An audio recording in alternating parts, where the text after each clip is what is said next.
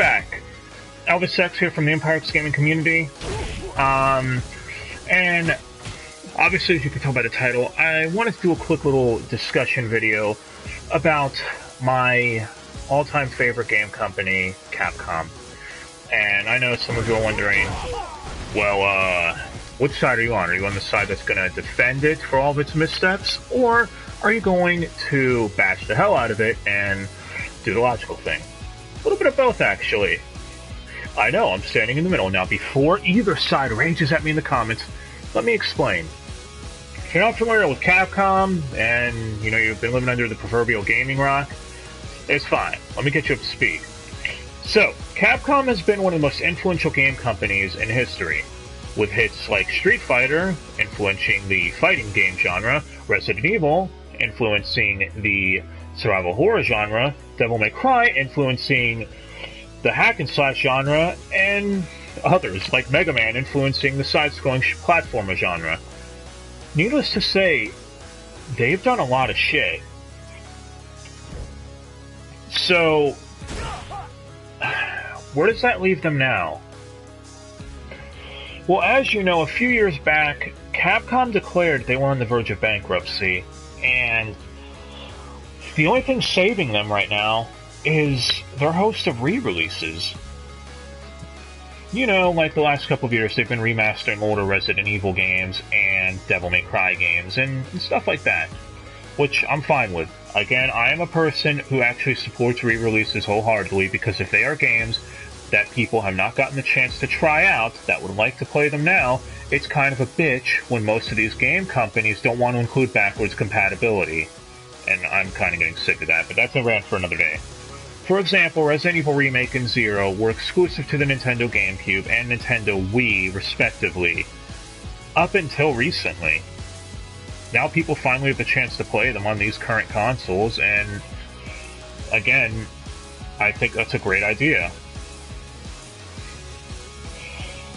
But as far as Capcom's missteps and business practices, we already know the biggest one of them all, which is why I happen to be playing this one in particular.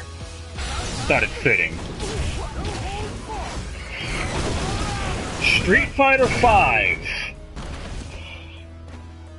Look, I've ranted about this before, that I rage at the online. I get my ass kicked. And, anyone who's fought against me, and I'm guilty of this, I've rage quit a couple of times. I apologize for anyone out there that I did that against. I don't do that anymore, though, so no worries. Again, I was dick, okay? Really bad gamer rage, and I do apologize profusely, alright? I hope you all find it in your hearts to forgive me. Okay, I'm one of those assholes. I can admit that. Or at least I was. Not anymore, I don't do that. But, the point I'm getting at, though, is the game is a fantastic fighting engine. It's really fun. It's addicting once you learn out how to do stuff, and it's fun to pick up and continue playing. The main issue, though, that everyone seems to have is the lack of content, which I'm not going to bore you with the details, but it really is a nagging concern. Capcom recently stated less than a week ago that they underestimated the power of single play in a fighting game. Which, again, you figured they would have known this when they saw their competitors like Mortal Kombat X, Guilty Gear XRD Sign, and even indie-developed fighting games Skullgirls out there with a plethora of single-player modes. It really hurts when you see the game that defined the whole genre and actually launched it into the stratosphere fall this low. But I wasn't just here to talk about that. I'm here to also talk about Capcom's other missteps and underutilized properties. Mainly, as I stated in one of my previous videos, this also happens to be the 15th anniversary of games like Devil May Cry and Onimusha. I'm sure most of you have heard of Devil May Cry. The most recent news on that is that Ruben Lendon, the one who plays Dante, and Johnny Ambash, the one who plays Nero, were motion capturing together. They even posted screenshots of it on their Facebook. However, those photos were immediately removed, leading everyone to believe that maybe this is a DMC5. We won't know till later, but I really think that would be a good idea. Devil May Cry 4 Special Edition actually sold fairly well, And whether Capcom does a Devil May Cry 5 or a DMC Devil May Cry 2, I'm all for either one. Again, I've been with Devil May Cry since the beginning. It was one of the first PS2 games I actually bought with my own money and enjoyed the hell out of. And honestly, I like either series. Look, Devil May Cry, or DMC Squared as we called it, because it's DMC Devil May Cry, did have issues, but overall, I thought it was a fantastic game. And if you approach it with an open mind and realize it's not the Devil May Cry that you knew or grew up with like I did, you'll have fun with it. It's a worthy hack and slash, and especially the definitive edition, which fixed a lot of issues. But either way, I think they're going to go with Devil May Cry 5, being as how both DMC Devil May Cry versions, the regular and definitive edition, did not perform that well. Kinda depressing. I paid full price for both, and do I regret it? No, I really don't. I felt they warranted it. I enjoyed that game a lot, but that's just me anyways. I do prefer the classic series, don't get me wrong, so no one needs to worry about that. The classic series will always be superior in my eyes. I just feel the DMC Devil May Cry game did not get enough attention, and people bashed it without even giving it a chance. You know, and then you have reviewers like IGN praising it that it's the greatest game ever made and that it revitalized the series. Again, I disagree with that claim, but I will admit it's a fun game. Moving on from that, though, the other series I wanted to talk about is Onimusha. This is one that a lot of people I've talked to, even around my age, that makes me sound like an old man, never heard of, and it frustrates me. Onimusha was a series of hack-and-slash PS2 games that ran on an updated version of the classic Resident Evil engine. Personally, this is going to be one of my favorite series of all time and a perfect franchise on the PS2. 5 games in total, all ranging from 2001 to 2006, to make a complete package. Each game was an additional chapter on the epic story, and eventually concluded in the 5th game, and it wrapped up nicely.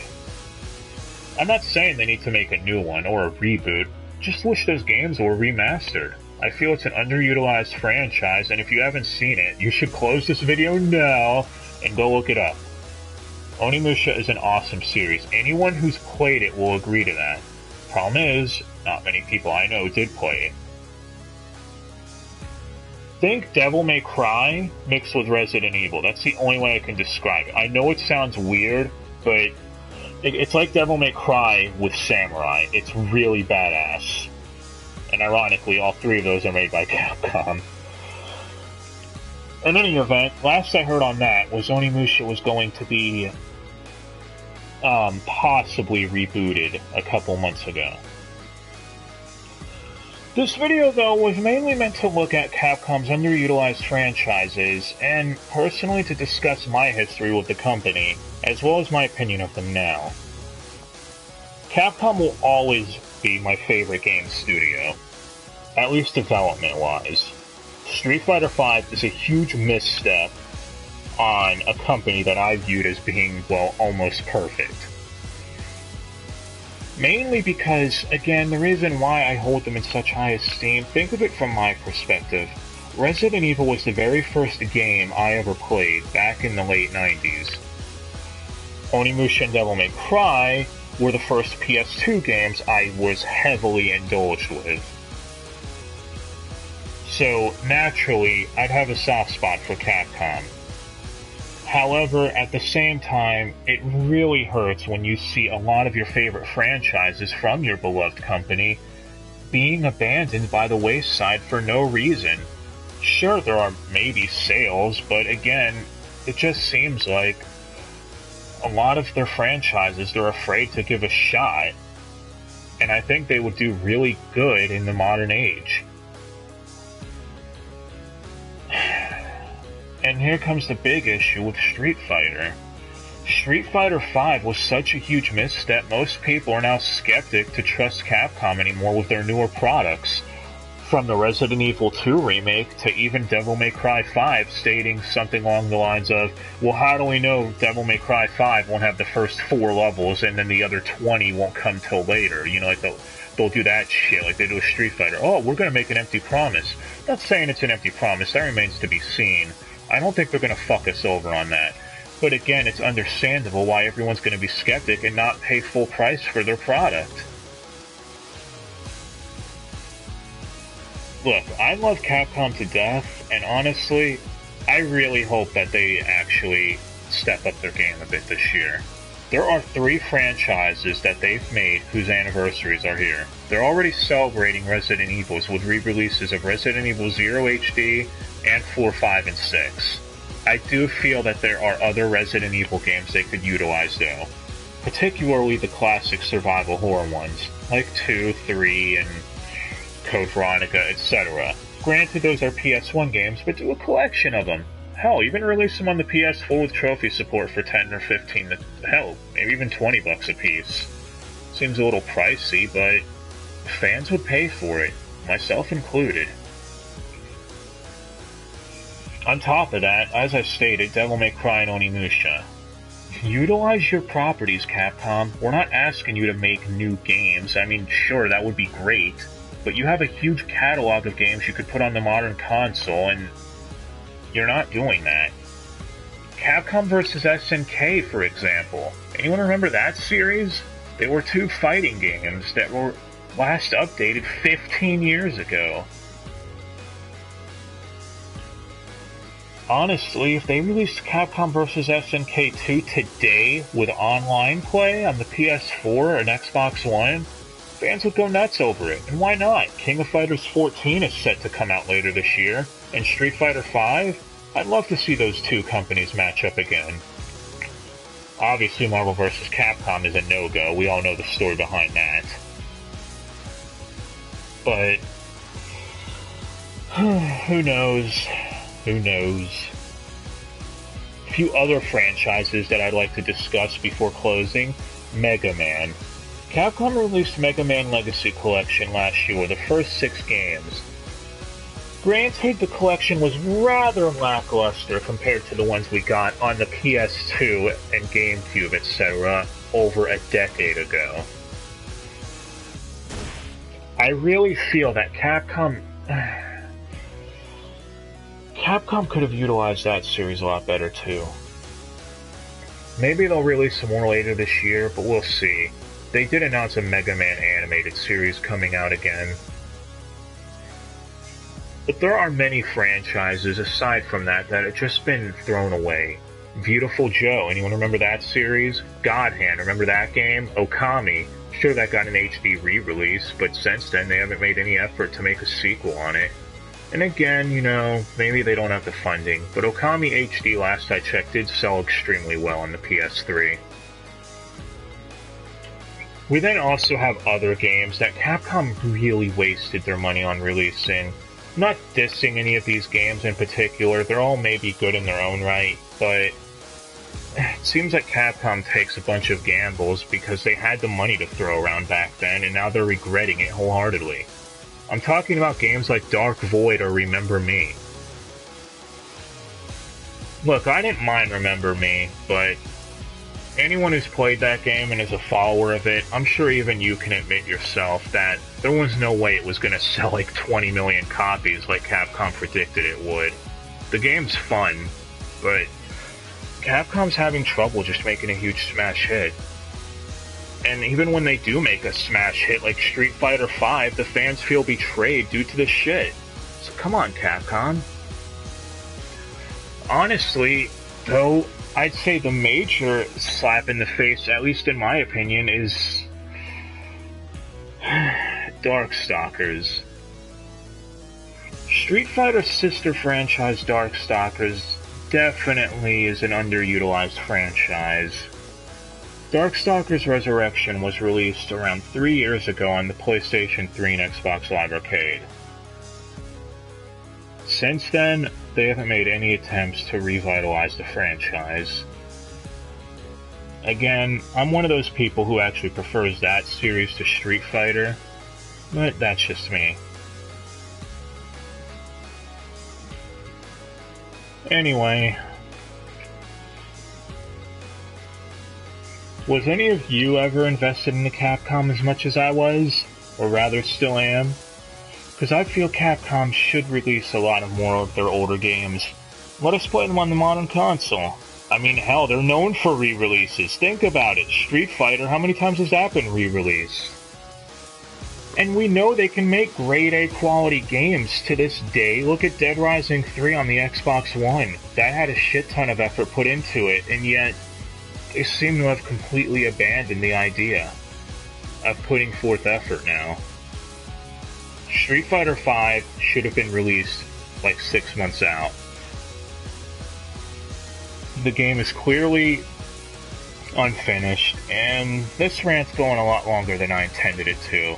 For anyone who listened all the way through to the end, I really appreciate it. Please leave a comment below and let me know your thoughts on Capcom as a whole. Let me know if you agree or disagree with my points. Do you believe Capcom still has what it takes to possibly come out on top? Or make a stellar hit game? Or what favorite franchise did you have that was completely abandoned? You know, Mega Man, Darkstalkers, Onimusha, etc. Please leave a comment below. If you want to see more videos like this, or if you want to see more Let's Plays in the future, or reviews, like, comment, subscribe, all that good stuff. Thank you again, guys. I'm Elvis X from the Empire X Gaming community. I just want to see this one more time.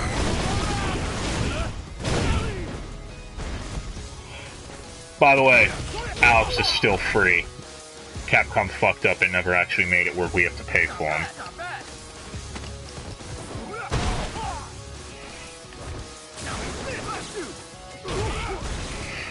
I'm just fucking around now.